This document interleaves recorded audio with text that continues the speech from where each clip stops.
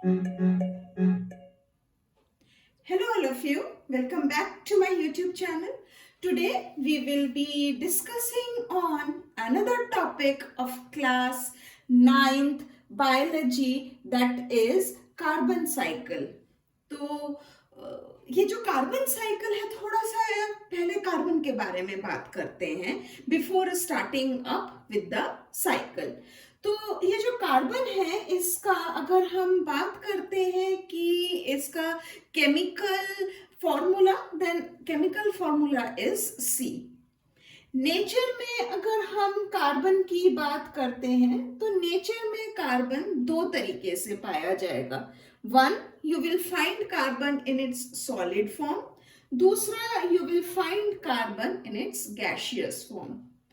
तो अगर solid form की बात करें, जैसे कोल, या जैसे हम बात करते हैं ग्रेफाइट की, तो ये क्या हो गए? सॉलिड फॉर्म ऑफ कार्बन हो गए। अगर हम गैसियस फॉर्म ऑफ कार्बन की बात करें तो हो गया कार्बन डाइऑक्साइड, कार्बन मोनोऑक्साइड। ये क्या हो गए? गैसियस फॉर्म हो गए कार्बन के। ठीक। नेक्स्ट, अगर हम बात करते हैं कि कार्बन तो हमने समझ लिया, अब ये साइकिल क्या है? एक ऐसा प्रोसेस जो अपने आप को बार बार जहां से शुरू होता है वहीं पे एंड हो रहा हो। कोई भी ऐसा process, any process which ends to where it has started from, मतलब बार बार उसी चीज को अपने अंदर रिपीट करना, इज नोन एज साइकिल। तो आज के वीडियो में हम देखेंगे कि कार्बन किस तरह से नेचर में अपने आप को बार बार एक जगह से शुरू होके वहीं पे खत्म करता है और अपने आप को रिपीट करता है। So this is what we are going to study today about carbon cycle. So without wasting any time, let us start with the carbon cycle. शुरुआत करते हैं हम, फर्स्ट स्टेप इसको मानते हैं, वेयर हम बताते हैं कि कार्बन डाइऑक्साइड कहाँ पाया जा रहा है? एटमॉस्फेयर में। भाई एटमॉस्फेयर में कार्बन डाइऑक्साइड होता है, CO2 होगा। अब ये कार्बन डाइऑक्साइड कहाँ आगे एटमॉस्फेयर से जाता है? सेकेंड स्टेप हम देखते हैं कि इस एटमॉस्फेयर से कार्बन डाइऑक्साइड कहाँ एंटर होता है? वाटर में एंटर होता है।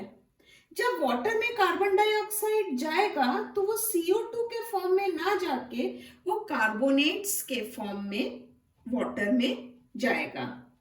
पानी में फिर आगे क्या बनेगा? ये लाइमस्टोन बनाएगा। दैट इज कार्बोनेट्स जो होगा, carbonates will get converted into limestone in water. ये रही एक बात। सेकेंड पॉइंट हम देखते हैं नेक्स्ट, दैट इज जो कार्बन डाइऑक्साइड है, भाई प्लांट्स में वो आएगा क्योंकि वो फोटोसिंथेसिस करेगा या उसको अलग एक्टिविटीज के लिए क्या होगा, ये क्या होगा, ऑर्गेनिक कंपाउंड में बदल जाएगा। मतलब वो लिविंग थिंग में एंटर करेगा, प्लांट्स में एंटर करेगा। अब जब प्लांट्स में एंटर किया, कभी ना कभी वो प्लांट्स डेथ होंगे, उसके बाद वो जमीन के नीचे दबेंगे। जमीन के नीचे दबने से due to high in pressure and high in temperature, उसकी वजह से क्या होगा? ये किस में कन्वर्ट होंगे? कोल में कन्वर्ट होंगे। फिर एक और फॉसिल फ्यूल पेट्रोलियम भी बनेगा, ठीक उसी प्रोसेस से। जिस तरह से कोल बना उसी तरह से प्लांट का क्या बनेगा? पेट्रोलियम भी बनेगा। अब चौथे स्टेप पे आते हैं। इन प्लांट्स में जो कार्बन है, अब क्योंकि प्लांट्स को एनिमल ने खाया तो एनिमल्स के अंदर भी कार्बन आ जाएगा। अब एनिमल्स भी लिविंग हैं, इसलिए उनमें भी ऑर्गेनिक फॉर्म ऑफ कार्बन आएगा। भाई कभी ना कभी प्लांट एनिमल्स में भी ये डेड होंगे, डेड होने के बाद ये बरी होंगे जमीन में, बरी होने के बाद इनको भी हाई टेम्परेचर और इन्हें भी हाई प्रेशर लगेगा, जिसकी वजह से क्या होंगे, they will get converted into petroleum. ठीक, ये 4 पॉइंट्स तक समझ में आता है। आगे ये जो एनिमल्स हैं ये इनऑर्गेनिक, ये 5वां पॉइंट, ये इनऑर्गेनिक कार्बोनेट्स बनाते हैं। कैसे इनऑर्गेनिक कार्बोनेट्स बनाएंगे? शेल के फॉर्म में। बहुत सारे आपने एनिमल्स देखे होंगे जिनके ऊपर एक शेल लगा होता है। एग्जाम्पल के तौर पे अगर हम बात करते हैं टॉर्टॉइस की, तो टॉर्टॉइस के पीठ पे शेल होता है। ये जो शेल हो जाएगा ये इनऑर्गेनिक शेल्स के फॉर्म में होगा।